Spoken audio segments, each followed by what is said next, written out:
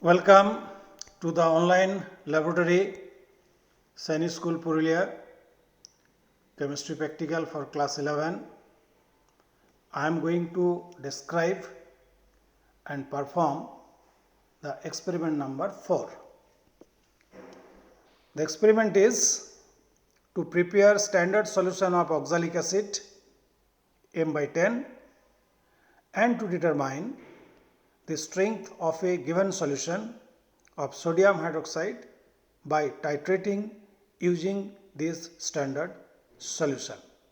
Therefore, there are two parts in this experiment also. The first part is the preparation of standard solution, which already it was explained in experiment number 1, and the second part is the titration between the standard solution, that is oxalic acid, and the given solution, that is sodium hydroxide. The content aim followed by theory, materials required, then I will demonstrate, then there will be observation with results, finally the conclusion. The aim of this experiment is to determine the strength of a given solution of sodium hydroxide solution by titrating it against a standard solution of oxalic acid. The theory in this is also an example of acid base titration, where oxalic acid is an weak acid and the sodium hydroxide is a strong base, and this time we are using an indicator, that is phenolphthalein. The balanced chemical equation involved in this reaction between oxalic acid and sodium hydroxide is COOH whole twice, that is 2 moles of oxalic acid, 1 mole of oxalic acid, plus 2 NaOH, 2 moles of sodium hydroxide, is equal to COONa whole twice, that is 1 mole of sodium oxalate, the salt, plus 2H2O. Since sodium hydroxide is not a primary standard, we are using a standard solution of oxalic acid, and then we are standardizing the given solution of sodium hydroxide. For this experiment, we need burette and pipette. These are the two most essential apparatus for the titration. A conical flask, burette stand, funnel, stirrer, and the white glazed tile, measuring flask, sodium hydroxide, oxalic acid. The indicator is phenolphthalein. For heating oxalic acid, we are taking the help of Bunsen burner, watch glass. The titration is done with a hot solution of oxalic acid. For that reason, we need to preheat the oxalic acid solution up to 70 degrees Celsius.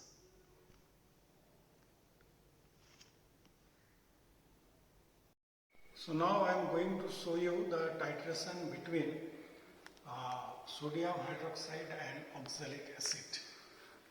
Of these two solutions, you know that already you have prepared, that is the standard solution of oxalic acid by 250 ml. That is how to prepare standard solution. It is already, you know how to prepare it. And another solution, sodium hydroxide, the concentration or the molarity of which we have to calculate or determine in terms of titration. Titration, basically, in titration two solutions are provided. The concentration of one solution is known and the concentration of other solution to be found out by means of titration. In titration, basically, there are two main apparatus which is involved, that is, this is called as the burette. It has a capacity to measure 50 ml. Here already I have fixed it, and another a small apparatus, it is called as pipette. We can pipette out, we can measure another solution or any solution by any amount. So here the maximum capacity of this pipette is 25 ml. Okay. So now for our this purpose, this is basically one acid-base titration, and you know that in acid-base titration the acid reacts with base to produce salt and water, and the reaction where they are getting neutralized with each other, that is called as the end point. So to detect the end point, we need to take some indicator which will indicate the end point of the reaction by changing the color. For this purpose, we are taking phenolphthalein as indicator. You know that phenolphthalein does not show any color in acid, but in alkaline medium it will have the pink color. Okay, so now I am going to start the reaction. So here you see that burette. The burette is first cleaned, it is dried, it is rinsed with the sodium hydroxide of the two solution. I have taken sodium hydroxide in the burette. You can see that from this point up to this, up to the 0 mark, the sodium hydroxide, it is kept here. So you can see from here that it will stand at 0 mark. There should be no leakage of the liquid from the nozzle, right? And the other solution, that is the standard solution, I have taken from here. This is the oxalic acid. I have taken it from here. I have transferred it here. So now I am going to suck it by 20 ml. So here I can take it by 20 ml. You have to adjust it. So 20 ml, we have to take little more. Yes, it is little above 20 ml. Now I am just controlling it, putting my finger over here, adjusting, and this is now exactly the 20 ml of oxalic acid which I am transferring into. This is called as the titration flask. Basically it's a beaker, but here we call it as a titration flask. Now you have completely transferred this in this titration flask. It should be clean, dry from the beginning. You have to do it. Now you are to add just 1 or 2 drop of phenolphthalein. You know that phenolphthalein does not have its any color, and when you are adding 1 or 2 drops, carefully you add.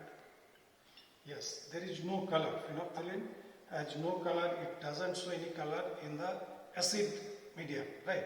Now you put it here, and now you will run the sodium hydroxide. So sodium hydroxide, it's a base. Oxalic acid, it is acidic in nature, and they will react with each other to produce the salt and water. And at the point of neutralization, when you will say that the reaction is over, whenever there is a sharp change in color.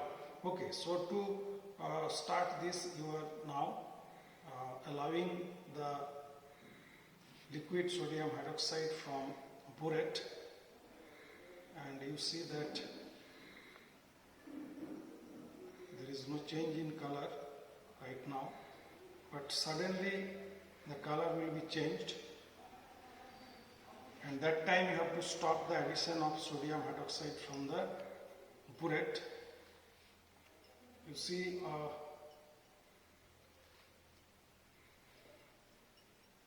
the pink color, it is slightly appearing and discharging the color.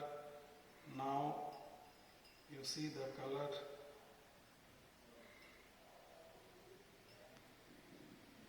Again it has gone.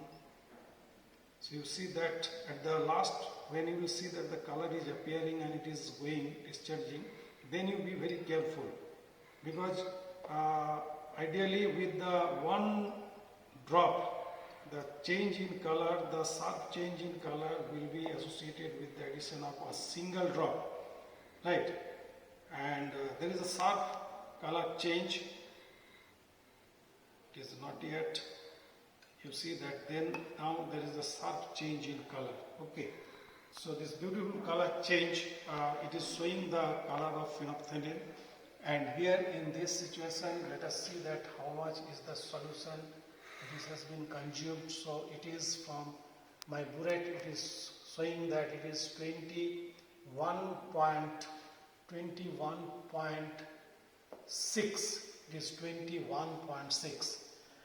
So as this I have done one set. Similarly, you have to perform this in 3 sets. I mean to say, this will be rejected, this is to be rejected, this is to be cleaned with water. After cleaning, again you have to take 20 ml of the oxalic acid over here. Then you will add again 1 or 2 drops of phenolphthalein. And then you will note down where it is standing. Now it is standing in 21.6. Okay. So then you will put this solution again over here and you will continue. And after that, whenever there will be sharp change in color, you will stop addition and then you will again note down the the change in volume, right? So unless you are getting the same reading, so here the first reading is 21.6, so it is expected that the second reading will also be very close to the 21.6. Okay? So until and unless you are getting this concordant reading, you have to continue 3 times, 4 times, 5 times, as long as you are getting minimum 2 to 3 readings which are coinciding with each other. Now we can go for calculation. Now come to the observation and calculation. For this, we have taken oxalic acid solution by 20 ml and the molarity of oxalic acid which is prepared, that is by m/10, and from the burette directly we are getting the volume of sodium hydroxide consumed, and we have seen that the amount of sodium hydroxide required is 21.6. This experiment we have repeated for 3 times and every time we have got the same result, that is 21.6. Coming to the calculation, now according to the balanced equation, 1 mole of oxalic acid reacts with 2 moles of sodium hydroxide. Therefore, twice the volume of oxalic acid multiplied with molarity of oxalic acid is equal to 1 volume of NaOH multiplied with molarity of NaOH.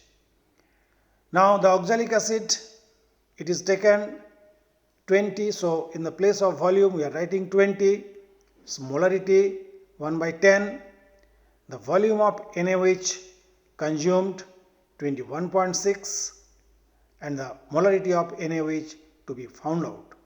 So after calculation, the molarity of NaOH is found as 0.185.